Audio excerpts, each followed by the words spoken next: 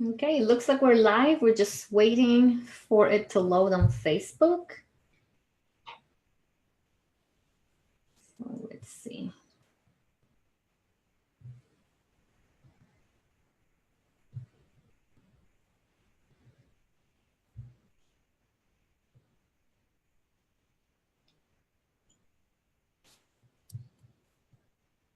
So we're working on a few technical difficulties. So give me just a second. Looks like we're live. We're just waiting for it to load.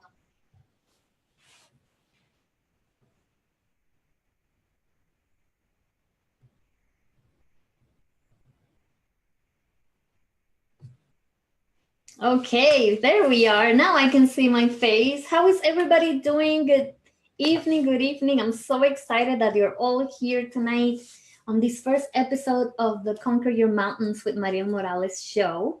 A show that we're going to try to do once a week as long as we get guests that want to participate and want to share their story with all of you so that you can be inspired, end your weekend in a good note, and start your week on an even better note.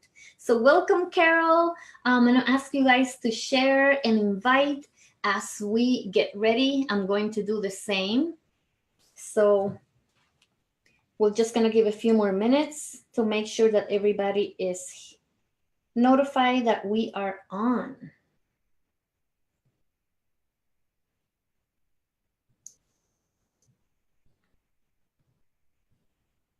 Oh, hello, Linda Raymond. Welcome. A few more minutes to make. Okay. Oh,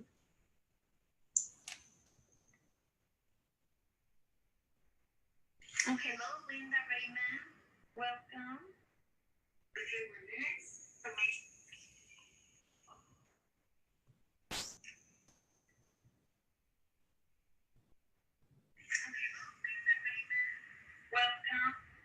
Welcome. Okay, sorry, you can hear the echo of my other phone as I'm trying to get it to share. All righty. So, ladies, welcome everybody. I am super excited that you're here again on this episode of Conquer Your Mountains with Mariel Morales. I am super excited about this show because I have been sharing my story for a little while now. And if you've been following me, then you'll know a lot about it. But if this is your first time watching, you probably don't know much about my story and my mission.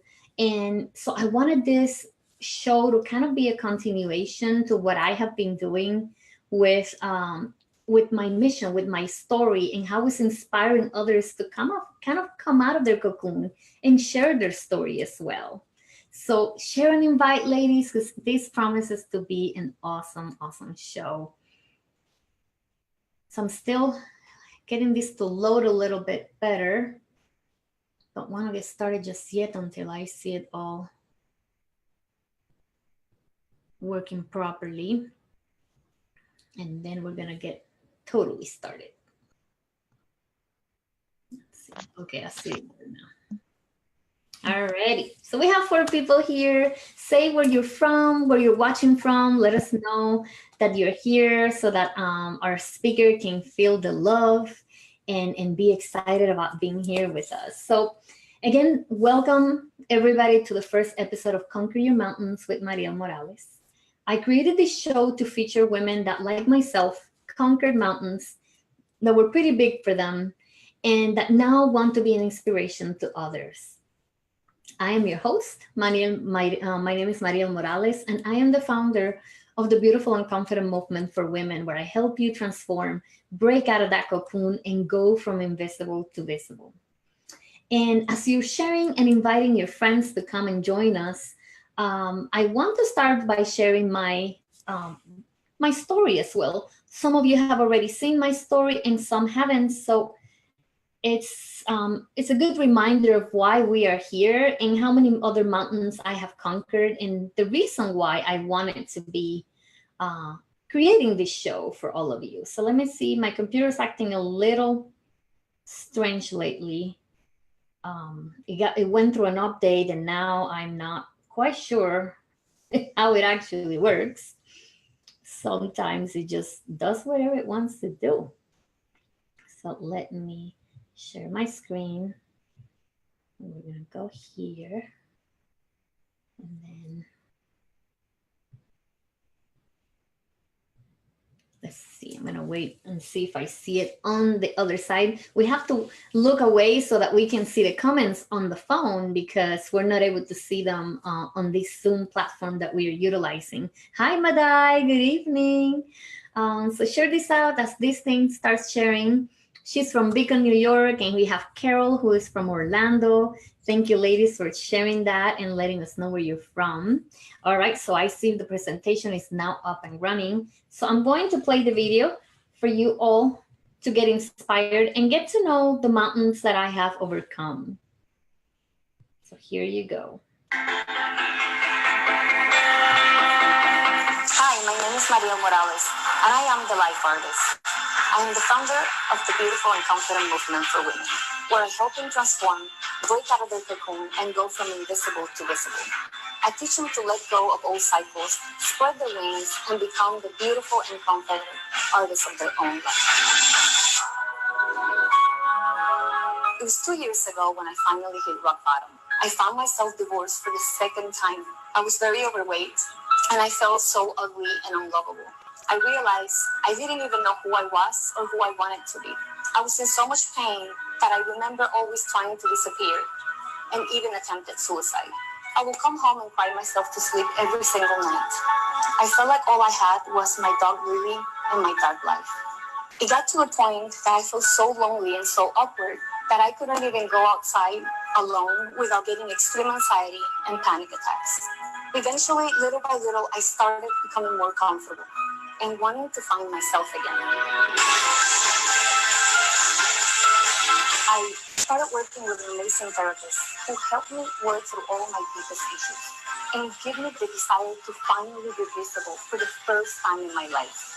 It was after a year of working on myself and changing the way that I talk to the woman in the mirror that I found me, and I fell in love with the new me. It was all I wanted to be my whole life.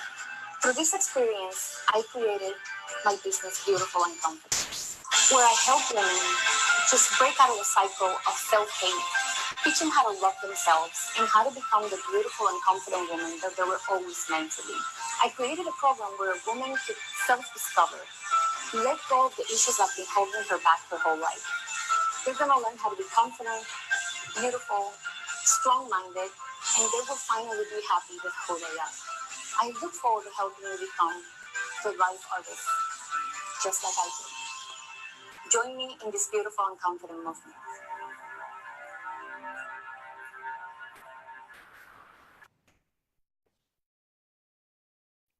Awesome, awesome. This video always gives me the chills and gets me very excited to be here with you and realize that this is my mission. This is why I'm here. And that's why I went through so many things. That's why I needed to conquer a mountain that was bigger than myself. And I didn't understand it at the beginning, but eventually I was able to realize all these mountains that I needed to climb were meant for someone else to be inspired by. And if I had not had those mountains and climbed them and conquered them, then what kind of example can I set? Who can I inspire and motivate to get going and push through whatever mountain they're facing? I couldn't, right? So I needed to go through all of this. And this is why we're here tonight. And I want to now introduce you to our guest speaker, AndreaKuczynski, and I hope I didn't butcher your last name. So, Andrea, how are you? I'm good. I'm good. How are you? I'm doing great. I'm so happy that you accepted our invitation to come and join us and share your story and share it live to a lot of people you don't even know, and even the people we know. So I hope that you feel comfortable. Let's show Andrea some love, send her some hearts so that she can feel excited and happy and calm to be able to be here with us. So let's have you introduce yourself, Andrea. Well, I'm Andrea Kaczynski, and Marielle, you said it right. You didn't butcher it. And I'm so honored to be the first guest on this show today. Um, Me and Marielle, we met back in January of this year. And as we connected through her beautiful and confident page, and I learned about her story, I began to want to know more about, what she had went through and the things that she had conquered. And that's why I'm here today to tell my story and start to emerge and come out of my cocoon. Uh, Marielle's pushed me so far. I didn't chicken out. I'm here. So that's Good for you.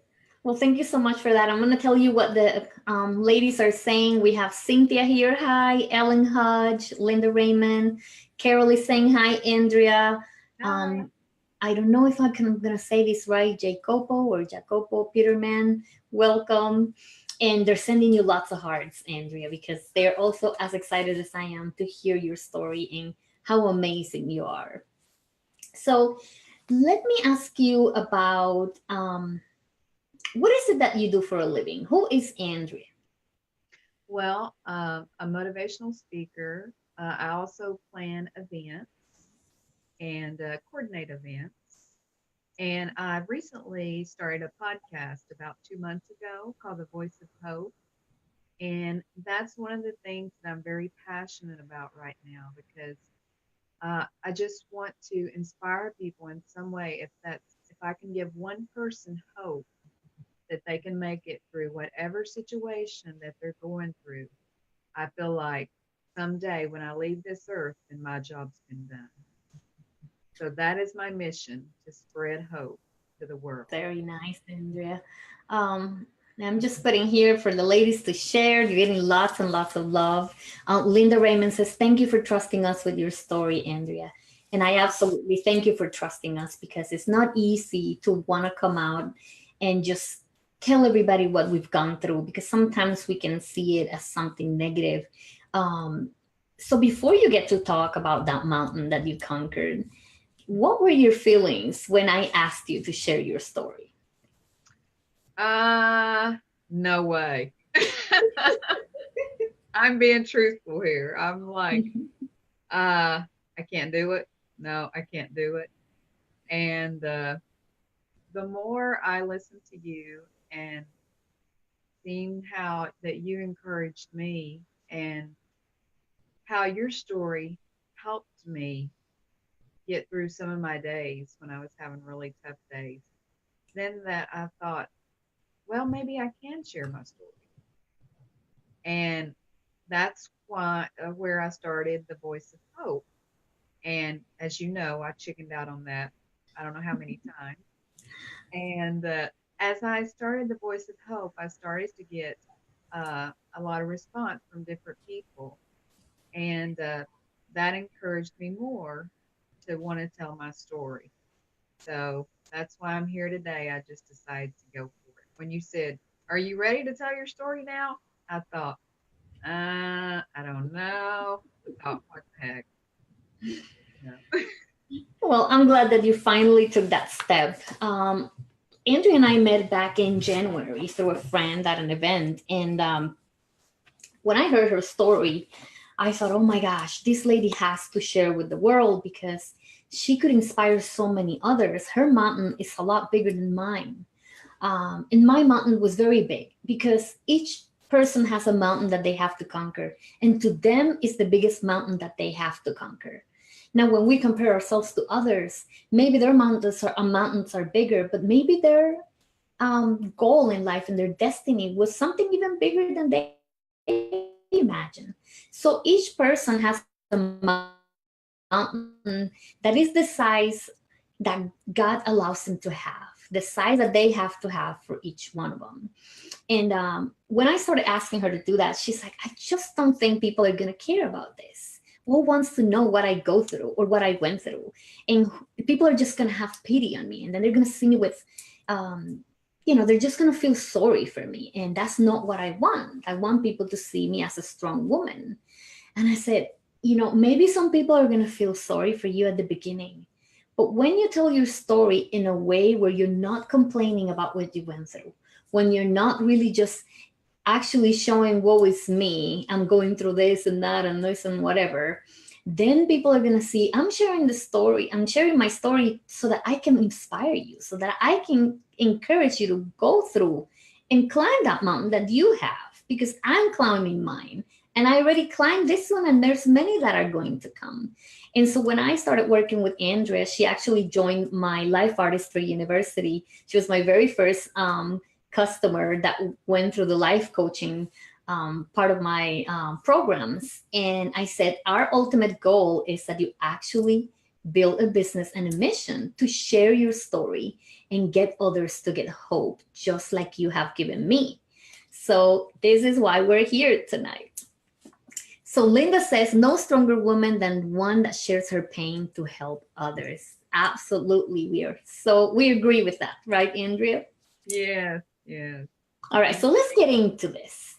Andrea, tell me what is, because I know you have a lot of mountains that you have conquered, but which one was the biggest one that you had to climb and conquer, and that was the hardest one to conquer?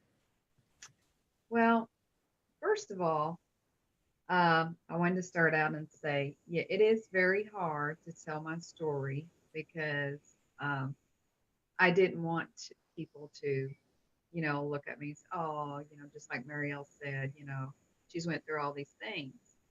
I want them to see I went through them and I made it. And the biggest mountain is I have a rare condition that's called Chiari malformation. And it's so rare that only doctors have, most doctors have only read one paragraph when they go through medical school of the condition. That's how rare it is. And I struggled with it many, many years, all of my life, but I did not find out what I had until about 12 years ago. And at that time, when I found out, I was told with this condition that I would have to have brain surgery. Uh, well, that was out of the question. Uh, I said, no, I got to go home and I got to think about this. So they told me, well, that's not all. You have some structural damage in your spine.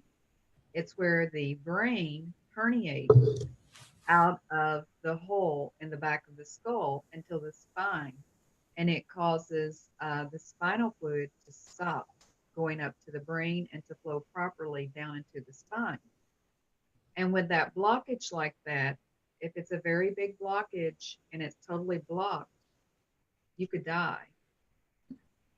And after he looked at all my films, I had been to numerous doctors for probably 15 years, which a lot of people with this condition go through this because it is so rare.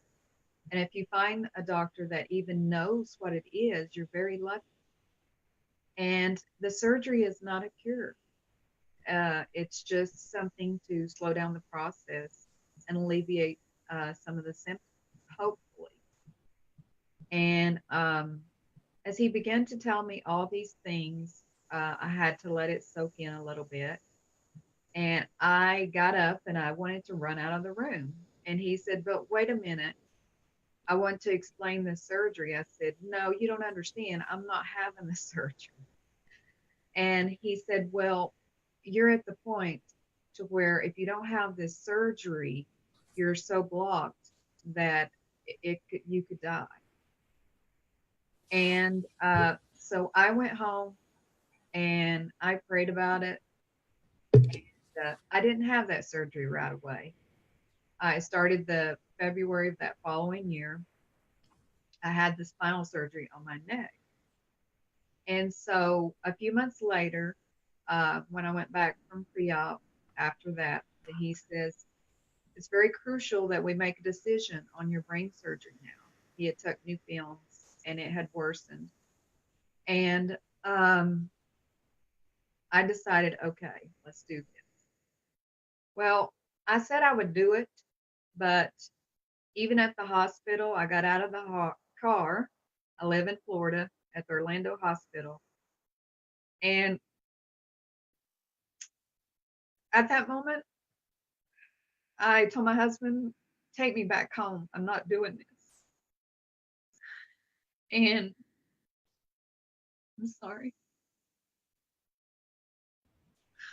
One of the things that kept me going is that I knew if I didn't take the chance of doing this surgery, I wouldn't be here talking to you today. Because the point I was at when I had met this doctor, I was not able to lay flat in bed because when I would try to lay flat in bed, there was so much pressure that was created inside of my head that my heart felt like it was literally beating out of my chest. And it was because that part of the brain, there was so much pressure being put on and blocked so severely that my body, your brain tells your body what to do. And I was sleeping, sitting up in a recliner for months. And I had to decide, do I want to continue to be like this? I couldn't drive. I couldn't feel my arms very well. And I decided I'm going to take this chance. And I could have died during the surgery. And I went in, I had the surgery. And of course, they tell you there's a 50 to 50 chance that it'll work. Well, when I came home from the surgery, everything went okay. I made it through the surgery. Before I came home and I was in ICU, I think it was about the second day into ICU.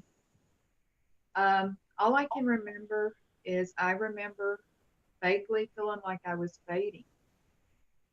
And I could feel the nurses jabbing these needles into my leg. And I didn't know what they were doing.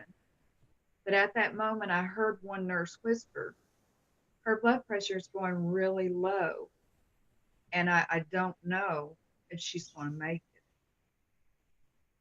it. And when I heard that, I could hear everything they were saying. I opened my eyes and I said, I'm alive and I'm going to make it. And it scared the nurse. And she said, oh my gosh, you heard us. And I said, yes, I heard you. And I said, please don't speak negatively over me. She said, I'm sorry. And I said, I'm going to live. I'm not going to die. And I asked her to bring my gospel music into the room. And she said, we can't do that in ICU. And I said, please, please. And she brought it in. And I had to be flat for 4 days straight. I could not be lifted up because when the brain has been opened up and operated on, you cannot come up until the doctor says it's safe. And so I made it through those 4 days. I just kept telling myself during those times, I'm going to make it. During those times, I kept going in and out. And that's where, during that time, the poem, The Power of Hope, came to me.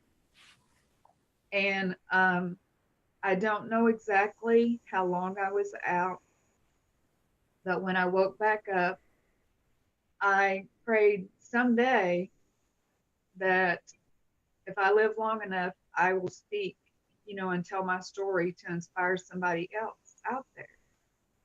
And here we are, 12 years later.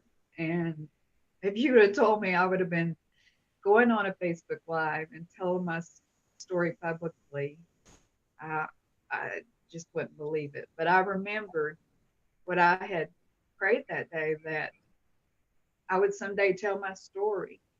And I hope that whatever you may be going through right now, that even though the mountain seems so hard some days, and that you just don't want to get up no more, if you just, if it's just a step that you can take, just take that one step. And so you can make it through the whole day. And when I come home, it was 2 years before I could actually drive a vehicle. It was a long, long recovery. And then after that, I had to have another surgery in 2011 where they reconstructed my entire neck. And so during those times, I wrote lots of poetry. And one of the poems that um, had came to me during ICU is what inspired me to start my podcast and call it The Voice of Hope, because hope is what anchors our soul. And when we're going through these situations, where it be an illness, an addiction, a divorce, a loss of a loved one, whatever you may be going through, if you can just hold on to hope that better days are ahead, that it will get better. It may not feel like it when you're in that fire and everything is just beating down on you so hard. You know, I love Rocky movies and I analyze it like this. Uh, if you look at Rocky when he's fighting his movies, Rocky 3 is one of my favorites. He quit. He was going to give up and not fight ever again because his trainer had died. And he come in and Apollo had decided he was going to train him again. And he said, you got to go back to the beginning. And he told him about, you know, it's not about how hard you hit. It's about how hard you get hit and you keep moving forward. So no matter how hard you've been hit, if all you can get up and do that day is get dressed and, you know, take care of a few things, that's a big accomplishment. If all you can do is get through your job that day, if you've lost a loved one or whatever problem you may be going through, just get through that one day and try not to focus on the next. And then the next thing you know, you will have made it over your mountain. And I would like to read to you the power of hope that, and keep in mind, I couldn't take many meds through all of my surgeries because I would get sick. So that's why part of it talks about meds. But it says, the poem I first wrote, the very first one is, I woke up today and I realized the meds don't always work, but there's a reason for that alert. I know someone who can heal all the pain and hurt. Today is a new beginning to do life better. I'll never give up trying to do life better. Even though some days may be difficult, you never know. This could be the day something amazing happens. And thank you, Lord, for another try. Thank you, Lord, I'm still alive. And just, I thank God every day I'm still alive. And if that's all you can do is be grateful for every day, just be grateful for every day that you wake up and you have a new day of life.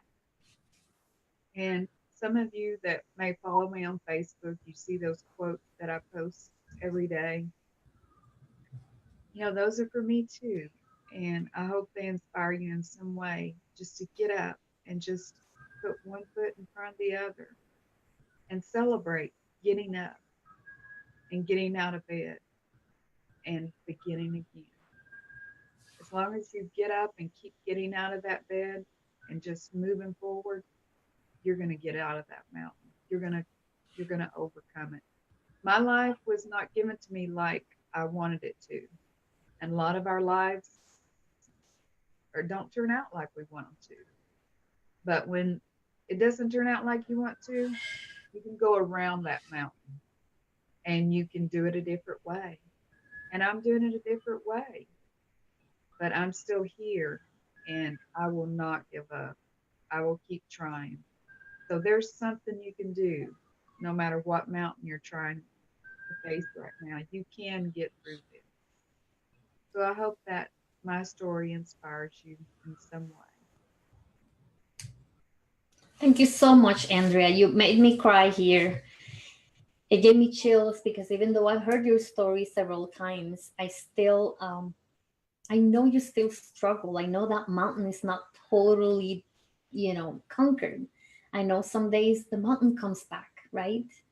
There are days that you just don't feel like you can do it, and you need some type of motivation. So what motivates you the day from day to day to continue working on this mountain?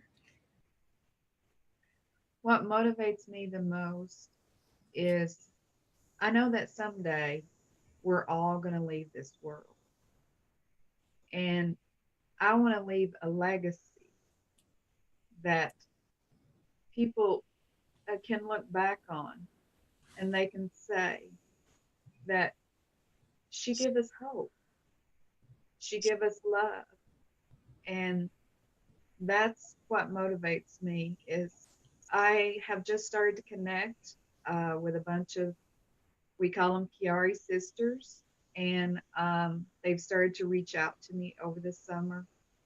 And I was always in my shell and I didn't want to talk about my condition with no one. And I find that a lot of my Kiari sisters have started to contact me. And it's kind of just, I thought, how could I help motivate anyone with the struggles I'm still having? But that pushes me. And then I know that, my family still needs me here. That's what motivates me. And I have grandchildren and I'm raising a 10-year-old. And that's what motivates me. And just to keep going because the things that I'm doing now, someday, you know, I want them to look back and see that she may have went through some tough mountains, but she didn't give up. Yeah, that warrior that you have inside you, we cannot let it die. And you all have warriors inside of you. That's who you have to be for your family, for the people that know you, for your coworkers, for your friends, for anybody that might come in contact with you. You have to be able to be an inspiration to others. And I'm telling you that one time we were talking, Andrea and I, and she was feeling very sick. And she thought she had to go to the ER, and she contacted me, and we were praying, and I told her, Andrea, try to think about um, how you can help someone else. What would you tell that what that person if you were the one talking to yourself? And I think that moment, right, it changed a little bit of the perspective. Can you tell them a little bit more about that? That was a very crucial moment for me. One day I was having a really, really tough day, and I thought I was going to have to go to the ER, like Marielle said. And I had messaged Marielle, called her, and I said, "Can you please pray for me?" I told her what I was experiencing, and she said, "Andrea, take yourself back to a moment when you was really sick, and what was you telling that? What would you tell that woman to help her through that moment?" And it brought me back to the moments when I was in ICU and they thought I was dying, that my BP, my blood pressure was dropping so low, and that I wouldn't make it. And I kept telling myself, I'm going to make it. I'm going to make it through this. I'm going to make it. And as Marielle was asking me these questions, and I began to tell her this story, I realized that my body started calming down because our minds are very powerful. And that day, after I had come through that moment, I remember telling Marielle, after I made it out of ICU, a lady came to me in my regular room, and she had heard that I had made it through ICU, had almost died, and she asked me to pray with her. And I said, well, come right over here. We'll say a prayer right now. And so she was from another country and she couldn't speak much English, but she said, please pray that we find a new place. And, she was explaining her situation. I started praying with her. And the nurses come in and they said, you can't do that. You just had brain surgery. I said, well, my meds can wait. This lady needs me. And so we kept praying. And I realized at that moment that no matter what you're going through, you can help somebody else. No matter how bad your pain is, you can help somebody else. And through helping somebody else, it helps you get through your situation too. Just like Marielle was helping me get out of that moment. And I did not have to go to the ER that day. And I was so grateful, Marielle, for you helping me that day. It meant so much. You're so welcome, Andrea. And that's what I have been, well, I have been using the same thing for myself because I've had a real hard time getting over my mountain. And I'm not going to take away from Andrea's story, but the thing that keeps me going and that I'm teaching Andrea and so many others is every time you feel like it's just so much, you start just focusing on the pain, on how bad you feel, how many things you cannot do, how your life is not what you want to be, what you want it to be, how your relationship is not the best, how you're lacking money. I mean, whatever situation you're experiencing, if you allow yourself to just sit in that space and just focus on the negative about it, on what you don't have, you're going to get very depressed and very anxious. And it just triggers a lot of different negative emotions that are very difficult to get out of. But if you focus on why is this happening to me? What can I learn from this situation that I can share with someone else, that someone else might need to learn from me? It immediately shifts your mindset and your feelings, your emotions about how bad everything is in your life in that moment. It completely disappears because you immediately start focusing on someone else. And that is what helps me every day because I still struggle with depression. And every day is not easy for me. I don't have a condition like Andrea has, but I still have a lot of other conditions that some days just don't let me produce or perform the way I want to. And those, I allow myself to be in the pity party for maybe 5 minutes. And then I have to start saying, Mariel, who can you help with this? Who can you help with this particular feeling that you're having, this particular illness that you're